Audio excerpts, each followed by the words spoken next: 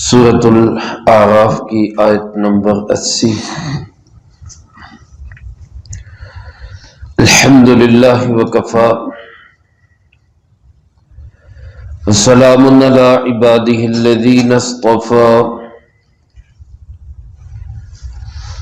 خصوصا علی سید الرسل وخاتم الانبیاء وعلى آلہ واصحابہ الاتقیاء اما بعد فاعوذ باللہ من الشیطان الرجیم بسم اللہ الرحمن الرحیم ولوطا اذ قال لقومه اتأتون الفاحشة ما سبقكم بها من احد من العالمين انكم لتأتون الرجال شهوة من دون النساء بل انتم قوم مسرفون۔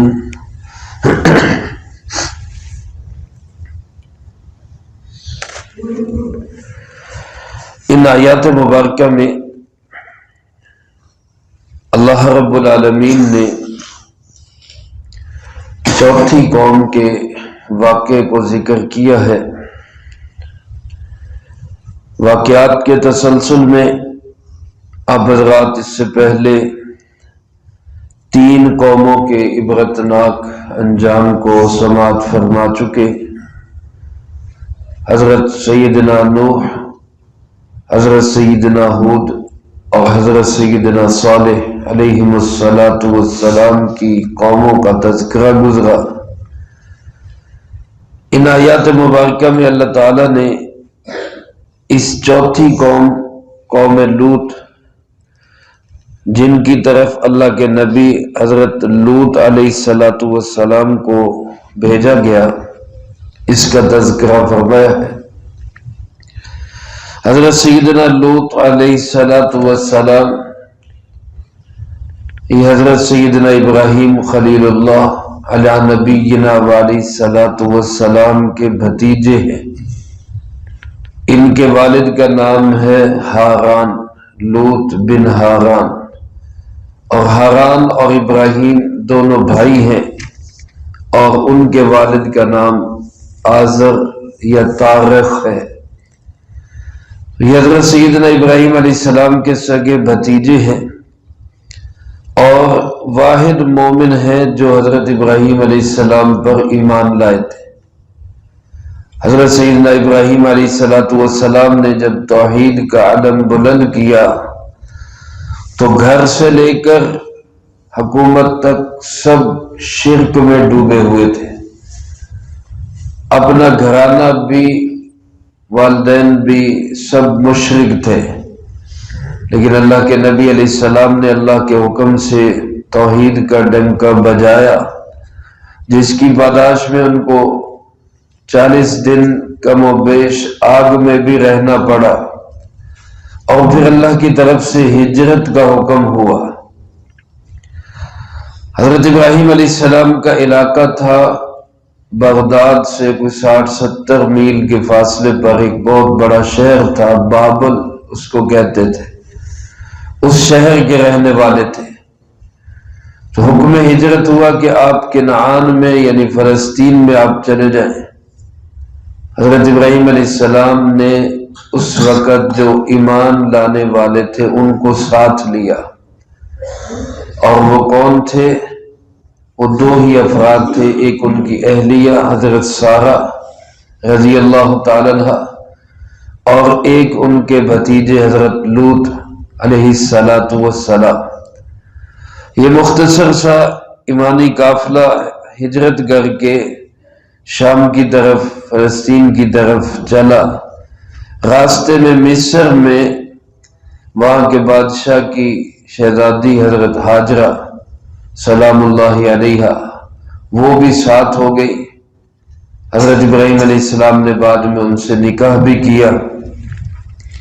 یہ قافلہ جب اردن کے قریب پہنچا تو اردن کے مشرقی علاقے میں 5 بڑے بڑے شہر تھے، 4 یا 5 بڑے شہر تھے جن کا مرکز تھا، دارالخلافہ تھا صدوم۔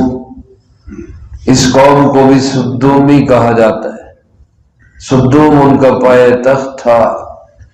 اس بڑے علاقے کی طرف جن کی آبادی 4 سے 5 لاکھ افراد پر مشتمل تھی، اللہ تعالیٰ نے حضرت لوط علیہ السلام کو نبوت عطا فرما کے حکم دیا کہ آپ اس علاقے میں چلے جائیں اور وہاں کے لوگوں کو تبلیغ کریں۔ چنانچہ حضرت سیدنا لوط علیہ السلام حضرت ابراہیم علیہ السلام کے حکم اور اجازت سے وہ اس علاقے میں تشریف لائے۔ اس علاقے کے لوگوں میں ایک تو وہی مشترکہ بیماری تھی کہ یہ سب مشرک تھے، اللہ کی توحید کے قائل نہیں تھے، اور اللہ کے ہر نبی علیہ السلام نے آ کر سب سے پہلے اپنی قوموں کو جس عقیدے کی دعوت دی وہ عقیدہ کیا ہے؟ وہ عقیدہ توحید ہے، اللہ ایک ہے، اس کا کوئی ساجی اور شریک نہیں ہے۔ حضرت لوط علیہ السلام نے بھی اسی بات کا پرچار کیا اور اسی کی دعوت دی۔ اس کے ساتھ ساتھ اس قوم کے اندر جو ایک خاص برائی تھی، اور وہ برائی بھی ایسی کہ جس کے یہ موجد تھے، ان سے پہلے کسی بھی انسان میں وہ برائی نہیں تھی، کسی نے بھی سوچا بھی نہیں تھا۔ اموی خاندان کے خلیفہ عبد الملک وہ کہتے ہیں کہ اگر قرآن کریم میں یہ ذکر نہ ہوتا کہ یہ قوم یہ حرکت کرتی تھی تو میں کبھی تسلیم ہی نہیں کرتا کہ کوئی انسان ایسا سوچ بھی سکتا ہے۔ یہ ایسی برائی تھی کہ حضرت امام انقلاب حضرت مولانا عبید اللہ سندھی رحمت اللہ علیہ نے لکھا ہے کہ جانوروں میں بھی یہ نہیں ہے سوائے بندروں کے، اور کسی جانور میں بھی یہ نہیں ہے۔ اور یہ بندر اور خنزیر دونوں بے حیا جانور ہیں، شاید اسی وجہ سے جب شکلوں کو بگاڑا جاتا تھا یا قرب قیامت میں پھر شکلیں بگاڑی جائے گی، اللہ ہم سب کی حفاظت فرمائے، تو شکلیں جو ہے وہ بندروں اور خنزیروں میں ہی تبدیل کی جاتی ہیں کہ یہ بے حیائی کے سمبل اور علامت ہیں یہ دونوں جانور۔ تو اس قوم نے اس بے حیائی کا ارتکاب کیا۔ علماء نے لکھا ہے کہ ان کو یہ شیطان نے پٹی پڑھائی۔ ان کا علاقہ بڑا زرخیز تھا اور بڑے بڑے باغ تھے، بڑا خوشنما اور خوبصورت علاقہ۔ تو باغات میں بعض دفعہ لوگ پھل چوری کرنے کے لیے آ جاتے ہیں، ان کے باغات میں بھی آ جاتے ہیں، اس میں نوجوان لڑکے بھی ہوتے ہیں، اب بچے شرارتی ہوتے ہیں، وہ باز نہیں آتے۔ تو شیطان نے پٹی پڑھائی کہ ان کے ساتھ یہ فعل کرو تب یہ باز آئیں گے۔ جب انہوں نے اس اعلام بازی کا بطور سزا کرنا شروع کیا تو ایسا چسکا لگا کہ پھر عورتوں کی طرف دھیان ہی نہیں رہا، ان کو دلچسپی رہی تو صرف نوجوان لڑکوں میں رہ گئی، بس اسی سے اپنی جذبات پورے کرتے اور اسی سے اپنے شہوانی جو جذبات ہیں ان کی تکمیل کیا کرتے تھے۔ حضرت لوط علیہ السلام نے توحید کے بعد دیگر اپنے اللہ کے پیغامات کے بعد یہ بڑا پیغام ان تک پہنچایا۔ اللہ پاک فرماتے وَلُوطًا، ہم نے حضرت لوط علیہ السلام کو بھی بھیجا، اذ قال لقومہ، جب انہوں نے اپنی قوم سے کہا، اتأتون الفاحشہ، کیا تم ایک ایسی بڑی بے حیائی کا ارتکاب کرتے ہو کہ ما سبقکم بہا من احد من العالمین، کہ تم سے پہلے جہان والوں میں سے کوئی ایک بھی اس کی طرف نہیں گیا، نہ انسانوں میں نہ حیوانوں میں کسی نے بھی اس برائی کا سوچا بھی نہیں جس برائی کو تم نے شروع کر دیا۔ اور یہاں میرے عزیز دوستو آپ غور فرمائیں تو اللہ پاک نے اس کو فرمایا اتأتون الفاحشہ، الفاحشہ الف لام کے ساتھ۔ دوسری جگہ زنا کے متعلق فرمایا لا تقربوا الزنا انہ کان فاحشہ، وہاں بھی یہی لفظ ہے فاحشہ، یہ بے حیائی ہے، زنا کے قریب بھی مت جاؤ، لیکن وہاں بغیر الف لام کے ہے انہ کان فاحشہ۔ الفاحشہ اور فاحشہ میں فرق یہ کہ الفاحشہ درجے کے لحاظ سے اس سے بڑی ہے، تو گویا کہ قرآن کریم کا اسلوب بتا رہا ہے کہ لواطت، اغلام بازی، لڑکوں سے اپنی شہوت اور جذبات کا پورا کرنا، یہ زنا سے بھی زیادہ سخت اور بڑا جرم ہے۔ زنا بھی جرم ہے کہ انسان اس مقام پہ اپنے جذبات پورے کرتا ہے جہاں اس کا نکاح نہیں، جہاں حلال نہیں ہے، لیکن مقام تو فطری ہے، طبعی مقام ہے، اور لواطت میں تو جذبات بھی غلط جگہ پہ پورے ہو رہے اور مقام بھی غیر طبعی اور غیر فطری مقام ہے۔ اس لیے ہمارے امام اعظم ابو حنیفہ رحمۃ اللہ علیہ کے نزدیک اس گناہ کی سزا بھی سخت ترین ہونی چاہیے۔ امام صاحب فرماتے کہ یہی سزا ہونی چاہیے کہ جس طرح قوم لوط کو سزا دی گئی کہ اس فعل کے مرتکب افراد کو پہاڑ سے گرا کر اوپر سے پتھر لڑکائے جائیں ان کے اوپر۔ اور ایک حدیث مبارک میں ہے کہ اقتل الفاعل والمفعول، کہ فاعل اور مفعول دونوں کو قتل کر دو۔ یہ حد نہیں، تعزیر ہے۔ قاضی اپنے حالات کے اعتبار سے کوئی بھی سزا متعین کر سکتا ہے، تعزیر میں قتل بھی کیا جا سکتا ہے اور بھی سزا دی جا سکتی ہے۔ تو بہرحال یہ ایک بڑا گھنونا اور گندا فعل ہے جس کے موجد یہ صدومی لوگ تھے۔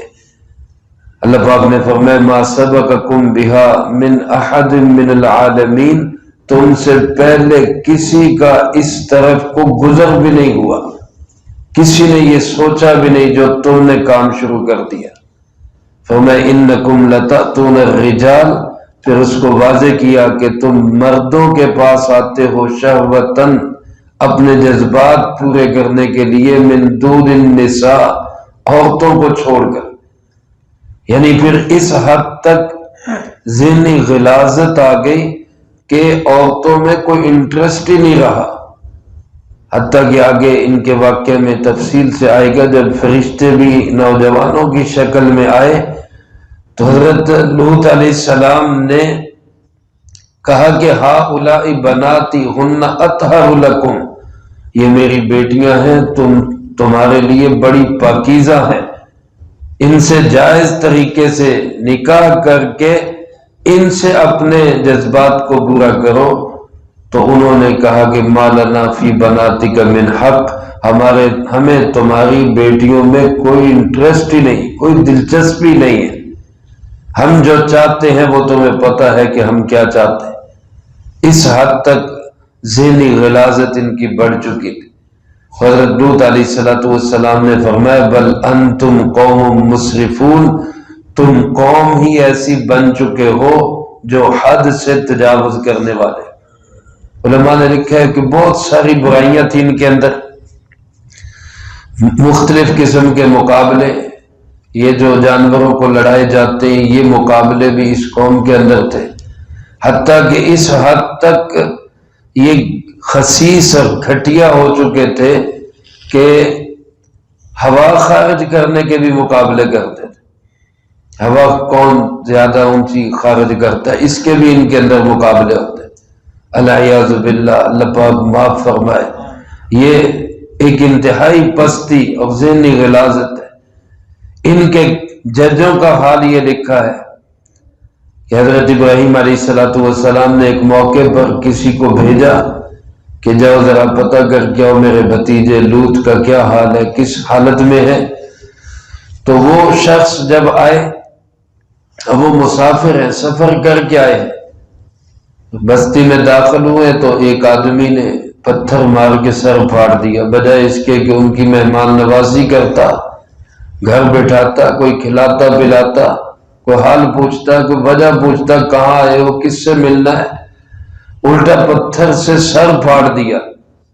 اور پھر اس سے بڑھ کر خست اور گھٹیا پن یہ کہ پکڑ کے کہتے میں نے تیرا سر پھاڑا ہے، مجھے پیسے دو، کیونکہ میں نے طاقت لگائی ہے، میں نے تیرا خون نکالا ہے، لہذا مجھے پیسے دو۔ اس نے کہا عجیب آدمی ہو تم، مارا بھی تم نے اور پیسے بھی تم مانگ رہے۔ اس نے کہا نہیں تو میں تمہیں قاضی کے پاس لے جاؤں گا۔ اس نے کہا چلو قاضی کچھ سیانا ہوگا، کچھ سمجھدار ہوگا، کچھ تو اس کے اندر عقل ہوگی، اس کو سمجھائے گا۔ وہ گیا تو قاضی نے معاملہ سن کے قاضی کہنے لگا بھائی بنتے تو ہیں پیسے، دینے چاہیے اس کو، اس نے طاقت لگائی ہے۔ اس نے سوچا بھائی یار اس کا دماغ بھی خراب ہی ہے، اس کو سیٹ کرنا ہوگا۔ تھوڑا سا پیچھے ہٹا اور ایک پتھر اٹھا کے قاضی کے سر پہ دے مارا، اور قاضی کا سر کھول کے یہ کہتے ہوئے وہاں سے بھاگ گیا کہ جو میرے پیسے بنتے ہیں نا وہ تم اس کو دے دینا۔ اور وہاں سے نکل گیا اور جا کے ابراہیم علیہ السلام کو رپورٹ دے دی کہ بھائی کوئی حال نہیں اس قوم کا۔ تو اس حد تک گرے ہوئے اور گھٹیا ذہن کے یہ لوگ تھے۔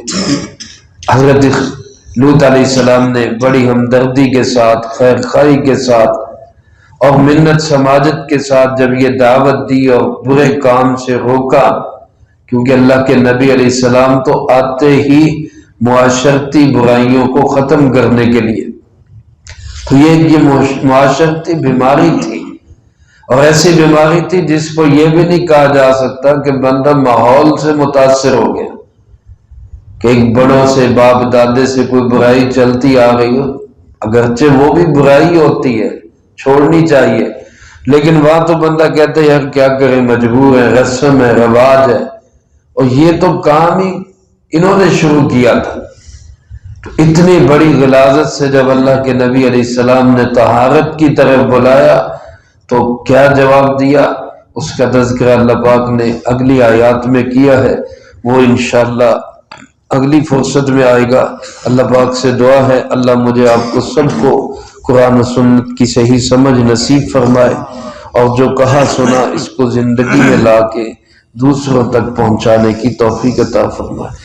اللہم لک الحمد کما ینبغی لجلال وجہک وعظیم سلطانک، اللہم لا احصی ثناء علیک